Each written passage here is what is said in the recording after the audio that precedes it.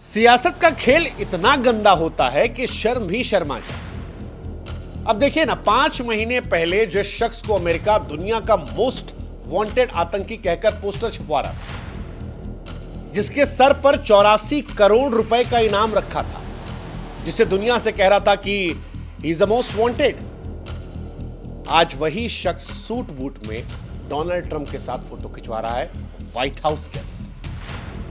माने लोग बोले कि हिपोक्रेसी की भी कोई सीमा होती है, पर अमेरिका के साथ ऐसा नहीं है। इस सूट बूट वाले शख्स का नाम है अहमद हुसैन अल सरा। पुराना नाम जो है वो है अबू मोहम्मद अल जलौनी। पुरानी पहचान ये है कि सीरिया के अंदर ये बम फोड़ता था, स्कूलों को उजाड़ा करता था, लाखों को इसने बेघर किया है। फिर एक रोज इसका दिल बदला, इसने कहा यार ये इस्लामिक दाढ़ी जो है इसे कटवा देते। उसने दाढ़ी कटवा दी, ट्रिम करवाई, जो उसका जिहादी लिबास था उसे फेंक दिया और बढ़िया सूट बूट खरीदा डोनाल्ड ट्रंप की तरह, टाई लगाई, बढ़िया शर्ट पहनी और पहुंच गया अमेरिका। बस क्या था, अमेरिका का दिल जो था वो मोम की तरह पिघल गया। 2011 में सीरिया को खून से रंगने वाले शख्स को शांति का दूत बना दिया गया। डोनाल्ड ट्रंप बोले कि he is a man with a strong past. दुनिया बोले हाँ, अमेरिका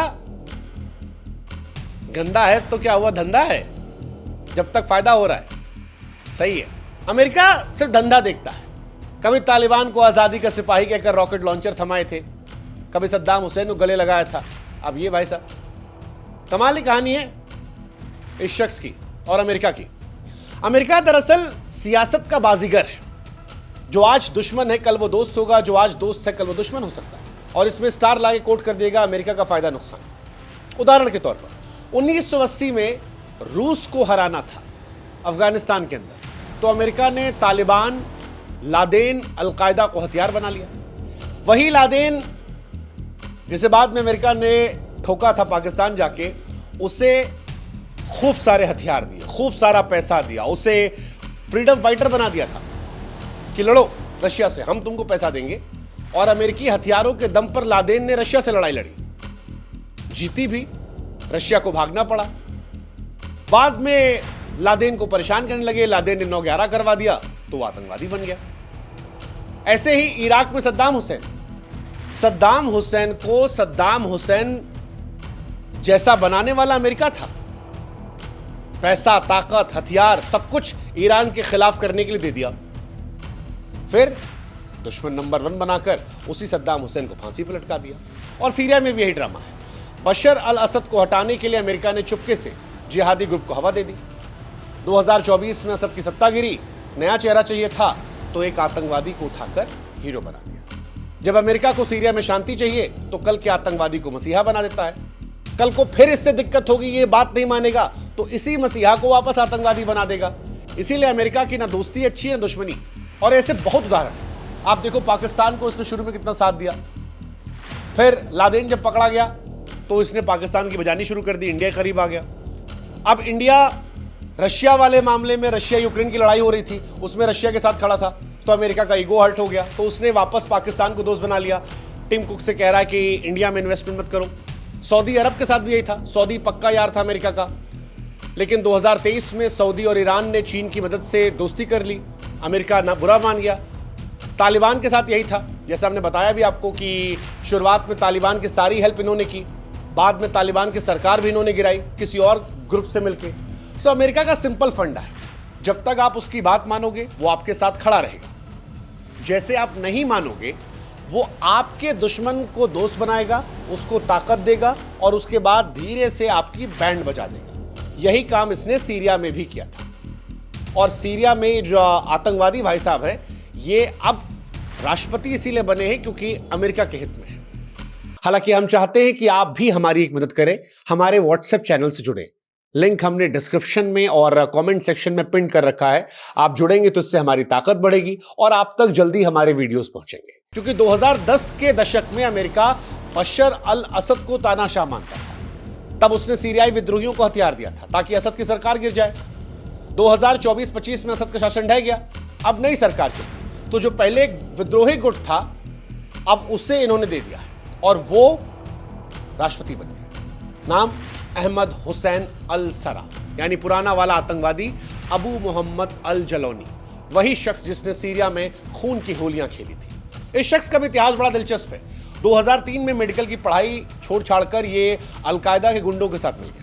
2006 में अमेरिकी सेना ने इसे जेल में डाला, लेकिन छूटने के बाद ये शैतान बन गया। 2012 में इसने अलकायदा की सीरियाई टोली जबात अल नुसरा बनाई और 2011 में इसके इशारे पर सीरिया के अंदर बहुत सारे आत्मघाती हमले हुए जहां लोग खुद को उड़ा लिया करते थे। अस्पताल उजाड़ दिए, स्कूल तबाह कर दिए, सैकड़ों मार डाले, लाखों बेघर हो गए। अमेरिका परेशान हो गया इससे, 84 करोड़ का इनाम रखा। लेकिन फिर ये लड़का जो था ये स्मार्ट था। इसने 2016 में फिर बाजी पड़ ली, अलकायदा से दूर हटा।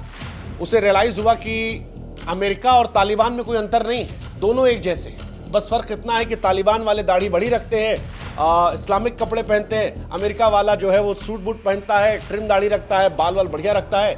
तो जो आदमी सूट बूट में रहता है वो दिखने में अच्छा लगता है। ये बात इसको समझ में आ गई। उदाहरण के तौर पर आप घर में छिपकली, कॉकरोच या चूहा मारते हो, आपको नहीं बुरा लगता, लेकिन कभी बाहर निकलकर आप एक बटरफ्लाई को मार दो, दुनिया में लोग कहेंगे यार आप कितने निर्दयी हो। जबकि कॉकरोच मारने में, छिपकली मारने में या चूहा मारने में कभी आपसे कोई नहीं कहेगा कि आप बुरे हो। यानी दुनिया खूबसूरती के आधार पर तय करती है। और ये बात ये जनाब समझ गए। पूरा हुलिया बदला, शर्ट बदली, पैंट बदली और बढ़िया दाढ़ी और सुंदर मुंदर बनकर अल नुसरा को नए तरीके से बना दिया। 2024 दिसंबर में बशर अल असद की जब सरकार गिरी और अल सरा ने सत्ता हथियाई, तब यह आदमी सूट बूट में टाई शाई लगाकर टीवी पर इंटरव्यू देने लगा। दुनिया को बताने लगा कि वापस सीरिया को बेहतर करेंगे, अब उसकी प्लानिंग है, स्वर्ग बनाएंगे। सारी बोली भाषा आतंकवादियों वाली चली गई, कपड़े चले गए। और उसका असर यह रहा कि 5 महीने पहले FBI जिसे आतंकवादी मान रही थी, आज वो सीरिया का राष्ट्रपति है। अब आप याद कीजिए हमने शुरुआत में क्या कहा था, अमेरिका जादूगर है, जादू से आतंकवादी को भी राष्ट्रपति बना देता है। यही कहानी यहाँ की है। हालांकि सीरिया जहां पर अमेरिका ने एक आतंकवादी को राष्ट्रपति बनाया है, उसकी हकीकत डराने वाली है। क्योंकि यहां नाम सुनते ही सीरिया का दिमाग में पहली चीज आती है टूटी इमारतें, बमों की गूंज, खून की नदियां। लेकिन उसका सच उससे भी ज्यादा डरावना है। जैसे उदाहरण के तौर पर सीरिया में भूख का आलम है। 1 करोड़ 21 लाख लोग ऐसे हैं जो भूखे हैं, 30 लाख ऐसे हैं जो भुखमरी कगार पर हैं। मतलब कूड़ेदान में भी लोग वहां खाना ढूंढ लेते हैं। बिजली तो खत्म है, ज्यादातर इलाकों में दिन में सिर्फ 45 से 60 मिनट तक बिजली आती है। जो करना कर लो इतनी देर में। 70% बिजली संयंत्र और 75% बिजली ग्रिड जो है वो वहां खत्म हो चुके हैं। क्यों? क्योंकि इन्हीं लोगों ने बम फोड़ फोड़ के खत्म कर दिया है। 24 लाख बच्चे ऐसे वहां हैं जो स्कूल नहीं जाते हैं। आसान शब्दों में कहें तो सीरिया में जो बीती एक पीढ़ी है वो अनपढ़ है। कुछ जो स्कूल कॉलेजेस पहले बने थे वहां पर डिग्रियां बेची जा रही हैं। यूनिवर्सिटी खंडहर बन चुकी है और टीचर जो है वो सब छोड़ छाड़ के भाग चुके हैं।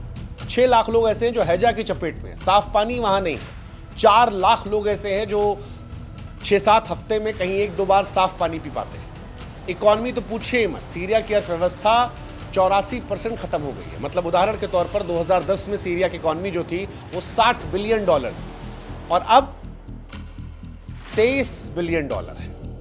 90% आदमी सीरिया में ऐसा है जो गरीब आदमी है। अब आपको याद आ रहा होगा पिक्चर एयरलिफ्ट वेयरलिफ्ट, वही सब कहानी इनकी है। लेकिन सीरिया की कहानी को एक हिस्से में आप नहीं समझ सकते। सीरिया में दरअसल 4 सीरिया है। एक कुर्दिश इलाका है। ये कुर्दिश इलाका जो है, यहाँ पर जो लोग हैं वो अमेरिका के दोस्त रहे हैं। तो यहाँ सुन्नी, मुसलमान, ईसाई, छोटे समुदाय जो हैं वो मजे में हैं, उनको कोई टेंशन नहीं, उनका हिसाब किताब ठीक ठाक चल रहा है इस इलाके में। एक इलाका है सुवादा, यहाँ लोग जो हैं वो भी मज़े में है। थोड़ा इस्लाम के आसपास इनका धर्म है, ना सुन्नी है ना शिया। ये हज नहीं आते, रोज़ा नहीं रखते, इनका मज़हब इतना गुप्त है, कोई बाहर वाला शामिल नहीं होता। पहाड़ी इलाका होने से आतंकी यहाँ पहुँचते नहीं और ये भी अपने मज़े में मस्त है। लेकिन सीरिया में जो बर्बादी हुई है वो 2 इलाकों में हुई। एक है बशर अल असद का इलाका। बशर अल असद ने रूस और ईरान की मदद ली, सालों तक सीरिया पर राज किया। 2011 में अरब से बगावत हुई और यहीं पर सारे लोग मरे। 2024 में इन्हीं की सत्ता जो है वो उखाड़ी गई। क्यों उखाड़ी गई है? क्योंकि आज ईरान कमज़ोर है, रशिया कमज़ोर है, अमेरिका ने दूसरे वाले को साथ देके बढ़ा दिया। अब इनका जो इलाका है वो खंडहर बन गया। और दूसरा जिहादी इलाका, यहाँ पर अलकायदा, ISIS और जबात अल नुसरा ने खूब खून बहाया है। ये जो अब अल असरा है वो यहीं के रहने वाले लोग हैं। जो डोनाल्ड ट्रंप की गोद में खेल रहे हैं और आतंकवादी से एक रात में राष्ट्रपति बन गए। अब सीरिया में जो उलटफेर हुआ ये अकेले नहीं था, इसके पीछे भी कहानी बहुत सारी है। सऊदी ने भी इसमें इन्वॉल्वमेंट की है, कतर ने भी इन्वॉल्वमेंट की है, रशिया और ईरान का भी इसमें रोल कम करना एक तरीका रहा है। लेकिन कुल मिलाकर कहानी ये हुई कि ये जो आतंकवादी था, पहले इससे 84 करोड़ का इनाम हटाया गया, सीरिया पर प्रतिबंध जो है वो ख़त्म कर दिए गए हैं, और इन सब की वजह है डोनाल्ड ट्रंप का नोबेल पीस पुरस्कार पाने की तमन्ना। डोनाल्ड ट्रंप इस वक्त उस लाला की तरह हो गए हैं जिसे खाली धंधा दिख रहा है, उसे घंटा फर्क पड़ता है कि तुम कौन हो, तुम कौन हो, तुम कौन हो। डोनाल्ड ट्रंप जैसे पाकिस्तान जितना भीख मांगने को उत्सुक होता है IMF से, डोनाल्ड ट्रंप ऐसे ही नोबेल पुरस्कार को लेकर इस टाइम भूखे हैं। वो इंडिया पाकिस्तान के बीच में वॉर ख़त्म करवाना चाहते हैं, रशिया यूक्रेन में वॉर ऑलमोस्ट उन्होंने ख़त्म करवा दी है, और यहाँ का बवाल जो है वो भी वो दूर करना चाहते हैं। वो चाहते हैं कि दुनिया समझे कि डोनाल्ड ट्रंप ने अपने आखिरी कार्यकाल में दुनिया को शांत कर दिया था। शांत करने के लिए डोनाल्ड ट्रंप का एक ही तरीका है, वो है पैसा देते जाओ। जब पैसा दे दोगे तो आदमी मौज मस्ती काटेगा, मौज मस्ती काटेगा तो बीवी बच्चा परिवार वाला हो जाएगा, परिवार वाला हो जाएगा तो फिर लड़ना झगड़ना भूल जाएगा। और इसीलिए डोनाल्ड ट्रंप इस वक्त हर विद्रोही संगठन के साथ, हर देश के साथ बिजनेस कर रहे हैं, पैसा दे रहे हैं। उनको लगता है कि इससे ख़त्म हो जाएगा। लेकिन जब अल सरा से मुलाकात की फ़ोटो वायरल हुई, दोनों हंस रहे थे और डोनाल्ड ट्रंप ने कहा कि he is a man with a strong past, तो लोगों के मन में ये सवाल आया कि ये डोनाल्ड ट्रंप के लिए नोबेल पुरस्कार की तैयारी है, दुनिया को शांत करने की कोशिश है, या अमेरिका की एक और हिपोक्रेसी की तस्वीर है। हालांकि अमेरिका के दुश्मन क्यों बदलते हैं, दोस्त दुश्मन कैसे बनते हैं, इसकी कहानी भी हम आपको समझा देते हैं। अमेरिका सबसे ऊपर अपने हितों को ध्यान रखता है। अमेरिका का सिंपल पॉलिसी है कि उसको पैसे से नुकसान ना हो, उसके फौजी मारे ना जाएं और उसके देश का विकास होता रहे, और दुनिया में जो देश मजबूत है उनकी जो ताकत वो ले सकता है वो लेता रहे, और चीन और रशिया को काबू में रखे। तो जहां पर ये सारी चीज़ें होती हैं वहां वो उस हिसाब से दोस्त दुश्मन बनाता रहता है। दूसरा, अगर कोई भी देश अमेरिका के लिए फ़ायदेमंद हो जाता है तो वो दोस्त बन जाता है, भले वो पहले दुश्मन रहा हो। जैसे ये आतंकवादी को दोस्त इसलिए बनाया गया है क्योंकि रशिया को और ईरान को वहां कमज़ोर करना था। जैसे अफगानिस्तान में हमने आपको बताया कि तालिबान को दोस्त अमेरिका ने इसलिए बनाया क्योंकि उसे रशिया को भगाना था, लेकिन तालिबान की सरकार अमेरिका ने इसलिए गिरवाई क्योंकि उसे लादेन को मारना था। अमेरिका पाकिस्तान का दोस्त इसलिए बना क्योंकि चाइना से उसे बदला लेना था, कंट्रोल करना था। लेकिन जब भारत ने रशिया का साथ दिया और भारत ने सीज फायर को लेकर अपना स्टैंड किया, तो अब वो पाकिस्तान की गोद फिर से जाने लगा। अमेरिका का फंडा सिंपल है, तुम हमारे बच्चे बन के रहोगे, हम तुम्हारा साथ देंगे, तुम आंखें दिखाओगे तो हम पड़ोस के पास चले जाएंगे और फिर तुमको परेशान करेंगे। भारत ये बात समझता है, इसीलिए शायद भारत की तरफ से डोनाल्ड ट्रंप को लेकर आधिकारिक तौर पर कुछ नहीं कहा गया, लेकिन भारत ने बता दिया कि ये लिबिल लिबिल करने वाले देश होंगे, हम अपने लिए स्टैंड लेना जानते हैं और हम स्टैंड लेकर आगे बढ़ेंगे।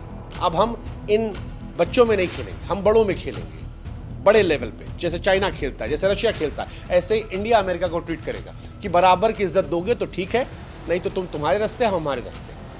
और इसी वजह से शायद दुनिया के कई देश जो हैं वो अमेरिका पर भरोसा नहीं करते, क्योंकि अमेरिका कब गठबंधन तोड़ दे वो अमेरिकन को भी नहीं पता है। लेकिन फिलहाल सीरिया का ये तमाशा सिर्फ एक देश की कहानी नहीं, दुनिया की बदलती तस्वीर है, जिसमें अमेरिका अब शांति समझौता करवाने की कोशिश कर रहा है, एक पीस मेकर बन रहा है। डोनाल्ड ट्रंप का फॉर्मूला है पैसा, बिजनेस, शांति, दुनिया में हलचल मचाए। ये कामयाब होगा, फेल होगा, पता नहीं, लेकिन सीरिया का ये नया चेहरा दुनिया की सियासत को हिला रहा है। भारत इसमें प्रत्यक्ष तौर पर नहीं शामिल है, लेकिन हमको लगा कि हम आपको बताएं ताकि आप भी समझें कि अमेरिका खेल कैसे खेलता है। इधर अहमद हुसैन अल सरा की कहानी एक आतंकवादी से राष्ट्रपति बनने की दिल दहलाने वाली दास्तान है। यह अमेरिका की गंदी पॉलिटिक्स को बेनकाब करती है, जो अपने फायदे के लिए शैतान को संत बनाता है और कई बार संत को भी शैतान बना देता है। कल का दुश्मन आज का दोस्त बन जाता है, क्योंकि अमेरिका को सीरिया से रशिया का ईरान कंट्रोल कम चाहिए और वहां शांति चाहिए। सीरिया का भविष्य क्या होगा ये कोई नहीं जानता, लेकिन ये कहानी बताती है कि सियासत में कुछ भी पक्का नहीं, ना दोस्त ना दुश्मन, बस फायदा और ढोंग चलता है। और इसी पर किसी ने शेर लिखा था कि सियासत इस कदर आवाम पर एहसान करती है, पहले आंखें छीनती है, फिर उन्हीं को चश्मा दान करती है। सीरिया की भी यही कहानी है। जिन सीरियंस को इन लोगों ने बर्बाद किया, आज उन्हीं के जरिए आबाद होने के सपने दिखाए जा रहे हैं। यही पॉलिटिक्स है, यही सत्य है।